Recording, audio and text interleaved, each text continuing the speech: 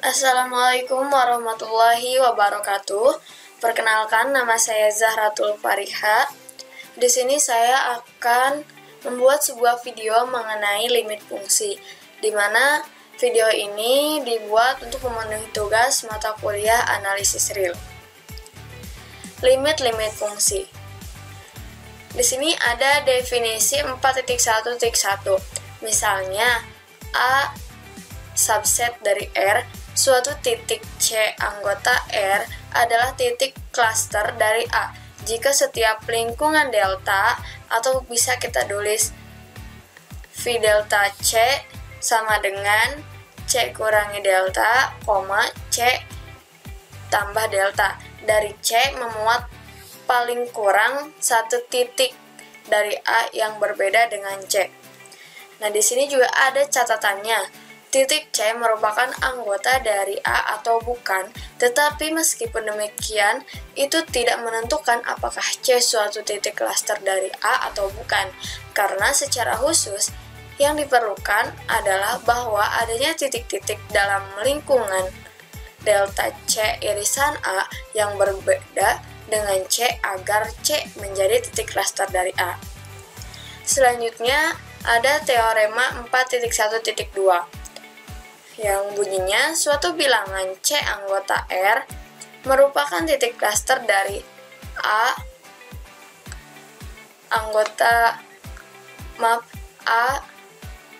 himpunan bagian dari R jika dan hanya jika terdapat barisan bilangan real AN dalam A dengan AN tidak sama dengan C untuk semua N anggota N, sedemikian sehingga limit AN sama dengan C. Nah, di sini ada bukti untuk teorema 4.1.2 tadi. Jika C merupakan titik klaster dari A, maka untuk setiap N anggota N, lingkungan 1 per N, atau bisa kita tulis juga V1 per N C, memuat paling kurang satu titik yang berbeda dengan C. Jika titik yang dimaksud adalah AN, maka AN anggota A. AN tidak sama dengan C, dan limit AN sama dengan C. Sebaliknya, jika terdapat suatu barisan AN dalam A atau C, dengan limit AN sama dengan C, maka untuk sembarang delta lebih dari 0 terdapat bilangan asli K delta sedemikian, sehingga jika N lebih dari atau sama dengan K delta, maka AN anggota lingkungan delta C. Oleh karena itu, lingkungan delta dari C atau V delta C memuat titik-titik AN, di mana N ini lebih dari atau sama dengan K delta, yang mana termuat dalam A dan berbeda dengan C. Selanjutnya, di sini ada definisi limit. Ada definisi 4.1.4. Misalkan A subset R, fungsi F memetakan A ke R dan C suatu titik klaster dari A. Kita katakan bahwa suatu bilangan real L merupakan limit dari F pada C jika diberikan sembarang lingkungan epsilon dari L, atau bisa kita tulis V epsilon L. Terdapat lingkungan delta dari C atau V delta C sedemikian sehingga jika X tidak sama dengan C, sembarang titik dari lingkungan delta C irisan A, maka Fx termasuk dalam lingkungan epsilon L. Nah, di sini juga sudah disediakan gambar bagi limit dari F pada C adalah L, seperti itu. Selanjutnya, jika L merupakan suatu limit dari F pada C, maka kita juga mengatakan bahwa F ini konvergen ke L pada C. Sering dituliskan L sama dengan limit X ke C, F, atau L limit fx x ke C, di mana x ini mendekati C. Maaf. Selanjutnya kita juga mengatakan bahwa fx menuju L sebagaimana x mendekat ke C, atau yang di atas ini, yang ini, fx menuju L sebagaimana x menuju C. Itu ya kata-kata yang benarnya. Simbol fx menuju L sebagaimana x menuju ke C. Nah, ini juga dipergunakan untuk menyatakan fakta bahwa f mempunyai limit L pada C. Jika f tidak mempunyai suatu limit pada C, kita kadang-kadang mengatakannya bahwa f divergen ke C, seperti itu. Selanjutnya ada teorema 4.1.5. Jika f memetakan A ke R dan C suatu titik klaster dari A, maka f hanya dapat mempunyai satu limit pada C. Nah, di sini juga sudah ada buktinya. Andaikan kontradiksi ya, yaitu terdapat bilangan real L aksen tidak sama dengan real L aksen 2 yang memenuhi definisi 4.1.4. Kita pilih epsilon lebih dari 0 sedemikian sehingga lingkungan epsilon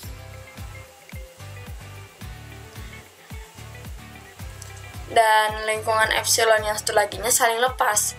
Sehingga sebagai contohnya kita dapat mengambil sembarang epsilon yang lebih dari 1/2 L aksen dikurangi L aksen 2.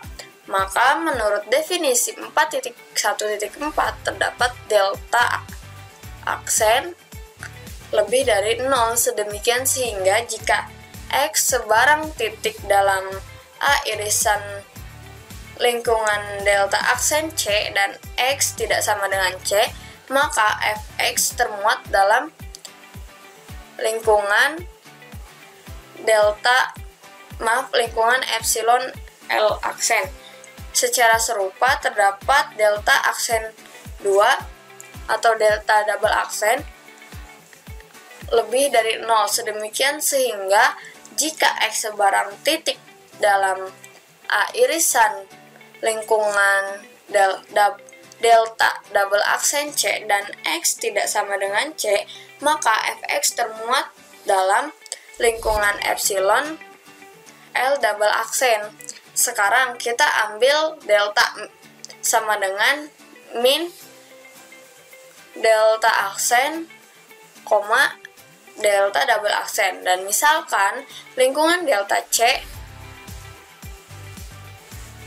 atau lingkungan delta dari C. Karena C titik klaster dari A, maka terdapat paling sedikit satu titik x0 tidak sama dengan C. Sedemikian sehingga x0 anggota A irisan lingkungan delta C.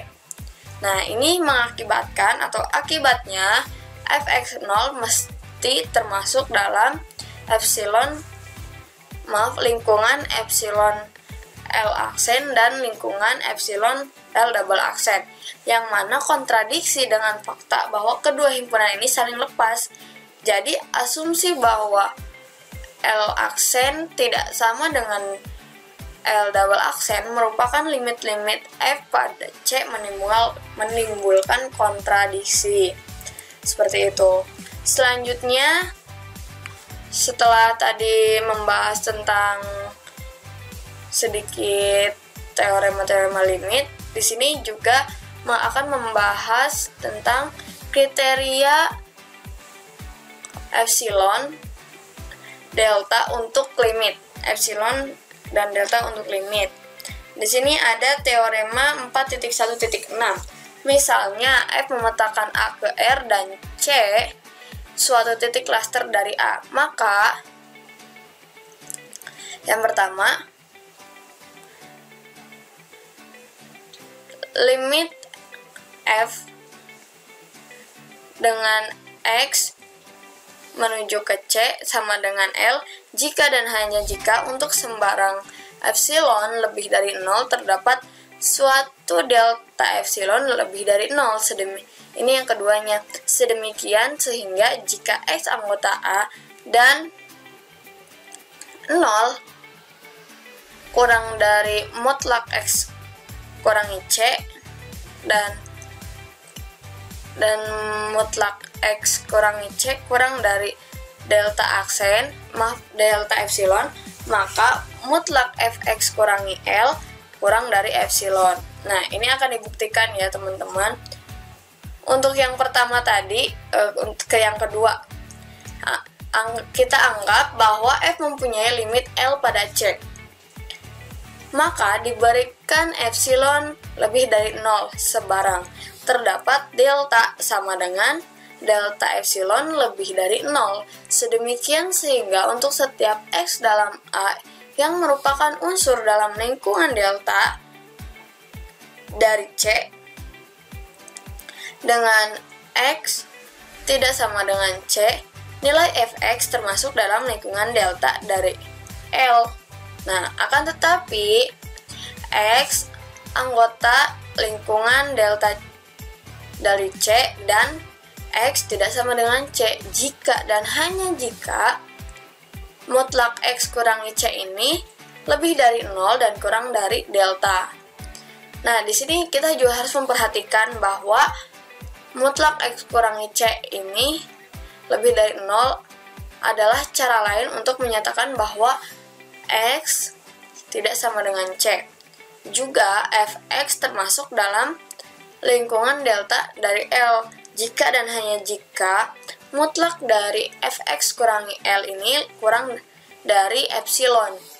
Jadi, jika x-nya anggota A memenuhi mutlak x kurangi C lebih besar daripada 0 dan kurang dari pada delta, maka fx memenuhi mutlak fx kurangi L kurang dari epsilon. Nah, selanjutnya bukti yang kedua ini dari yang tadi kedua maka ke satu yang tadi ya. Nah, jika syarat yang berlaku dinyatakan dalam poin nomor 2 tadi berlaku, maka kita ambil lingkungan delta dari C sama dengan C kurangi delta, C tambah delta, dan lingkungan epsilon dari L sama dengan L kurangi epsilon, L tambah epsilon. Maka syarat poin kedua berakibat jika x masuk dalam lingkungan delta dari C, di mana x anggota A dan x tidak sama dengan C, maka fx termasuk dalam lingkungan epsilon dari L. Oleh karena itu, menurut definisi 4.1.4, f mempunyai limit L pada C. Seperti itu. Nah, selanjutnya kita akan membahas mengenai kriteria barisan untuk limit. Di sini ada teorema 4.1.8 mengenai kriteria barisan. Misalnya f memetakan A ke R dan C suatu titik klaster dari A, maka yang pertama, limit dari f dengan x mendekati ke C sama dengan L jika dan hanya jika, di sini poin keduanya, untuk sembarang barisan xn dalam A yang konvergen ke C sedemikian sehingga x tidak sama dengan C untuk semua n anggota n barisan fxn konvergen ke L. Nah, di sini juga ada buktinya. Bukti yang pertama ini dari poin pertama ke poin kedua. Anggaplah f mempunyai limit L pada C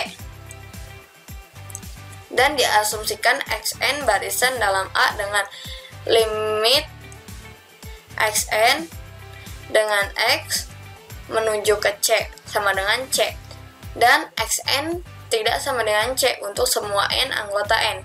Kita mesti membuktikan bahwa barisan Fxn konvergen ke L. Nah, misalkan diberikan epsilon lebih dari 0 sembarang, maka dengan kriteria epsilon delta 4.1.6 yang sebelumnya terdapat delta lebih dari 0, sedemikian sehingga jika X memenuhi mutlak X kurangi C, di mana mutlak X kurangi C ini lebih dari 0 dan kurang dari delta, di mana X anggota A, maka Fx memenuhi mutlak Fx kurangi L kurang dari epsilon. Nah, sekarang kita akan menggunakan definisi kekonvergenan barisan untuk delta yang diberikan untuk memperoleh bilangan asli K delta. Sedemikian sehingga jika N lebih dari K delta, maka mutlak Xn kurangi C ini kurang dari delta. Nah, akan tetapi untuk setiap Xn yang demikian kita mempunyai mutlak Fxn kurangi L kurang dari delta. Jadi, jika N lebih dari K delta, maka mutlak dari Fxn kurangi L kurang dari epsilon. Oleh karena itu, barisan Fxn konvergen ke L. Selanjutnya masih di pembuktian. Pembuktian dari poin nomor 2 ke poin nomor 1.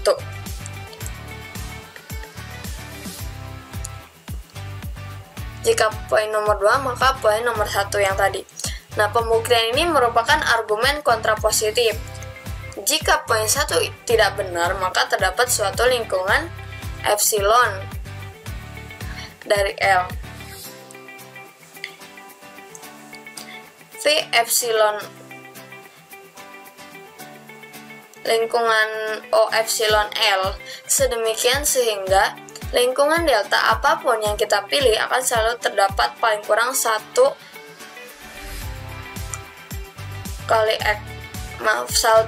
X delta dalam A irisan lingkungan delta C dengan X delta tidak sama dengan C, sedemikian sehingga F X delta bukan anggota dari lingkungan O epsilon dari L. Nah, dari sini untuk setiap N anggota N, lingkungan 1/N dari C memuat suatu bilangan Xn, sedemikian sehingga mutlak Xn kurangi C ini lebih dari 0 dan kurang dari 1/N dan Xn anggota A. Tetapi sedemikian sehingga mutlak Fxn kurangi L lebih dari atau sama dengan epsilon 0 untuk semua N anggota N. Di sini kita menyimpulkan bahwa barisan Xn dalam A atau C konvergen ke C. Tetapi barisan Fxn tidak konvergen ke L. Oleh karena itu, kita telah menunjukkan bahwa jika poin pertama tidak benar, maka poin kedua juga tidak benar. Kita simpulkan bahwa poin kedua ini menyebabkan poin pertama. Selanjutnya, mengenai kriteria kedivergenan. Di sini ada kriteria divergensi 4.1.9. Misalkan A subset R dengan F memetakan A ke R dan C anggota R suatu titik klaster dari A. Jika L anggota R, maka F tidak mempunyai limit L pada C. Jika dan hanya jika terdapat suatu barisan XL dalam A dengan Xn tidak sama dengan C untuk semua N anggota N. Sedemikian sehingga barisan Xn konvergen ke C, tetapi barisan Fxn tidak konvergen ke L. Nah, selanjutnya B. Fungsi F tidak mempunyai limit pada C jika dan hanya jika terdapat suatu barisan Xn dalam A dengan Xn tidak sama dengan C untuk semua N anggota N sedemikian sehingga barisan XN konvergen ke C, tetapi barisan FXN tidak konvergen dalam R, seperti itu. Oke teman-teman, mungkin cukup sekian yang dapat saya presentasikan, kurang lebihnya mohon maaf. Ditutup, wabillahi taufiq wal hidayah. Wassalamualaikum warahmatullahi wabarakatuh.